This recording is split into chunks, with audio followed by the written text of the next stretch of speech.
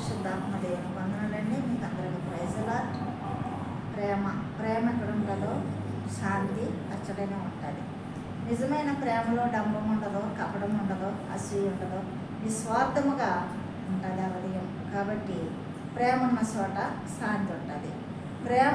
ప్రేమలో భయం ఉండదు, డంబం ఉండదు, మరి కపడం ఉండదు. అయితే భయం లేదు అంటే గుండెల్లో గుబులు లేదన్నమాట.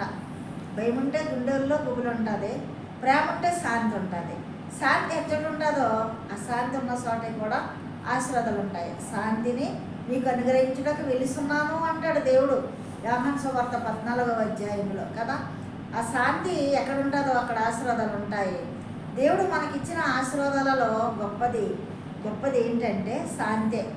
ఆశీర్వాదం అంటే శాంతి లేకపోతే ఆశీర్వాదాలు లేనట్టే. ఎన్నున్నా శాంతి లేకపోతే జీవితం వ్యర్థం.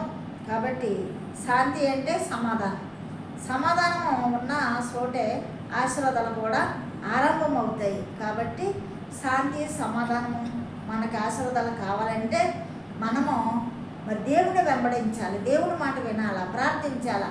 యాకోబు అంటాడు చూడండి, అయ్యా నువ్వు నన్ను ఆశీర్వదిస్తే కానీ నిన్ను నేను విడువను అంటాడు. అలాగే మనము కూడా ఆశీర్వాదాలు పొందుకోవాలంటే శాంతి కావాలా, సమాధానం కావాలా, అప్పుడు మనకి ఆశీర్వాదాలు వస్తాయి. అవన్నీ కావాలంటే దేవుని వెంబడించాలి, దేవునితో నడవాలి. ఆయన పేతురు పత్రికలు అంటాడు, నా మాదిరి నా అడుగుజాడలు ఉంచిపోయాను అంటాడు. ఎందుకంటే అడుగుజాడల్లో ఆ యొక్క మాదిరిలో మనం జీవించాలని మనకు చూపించి ఉంచెళ్ళాడు.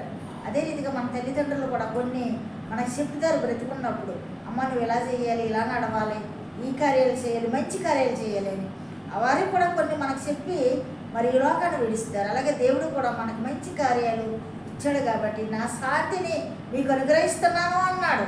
మనకు శాంతిని ఇచ్చాడు కాబట్టి ఆ శాంతిలోనే సమాధానము, ఐశ్వర్యము, ఆరోగ్యము ఉంది. కాబట్టి అలాంటి దేవుని వెంబడించి మనం ఇవన్నీ పొందుకుంటామండి.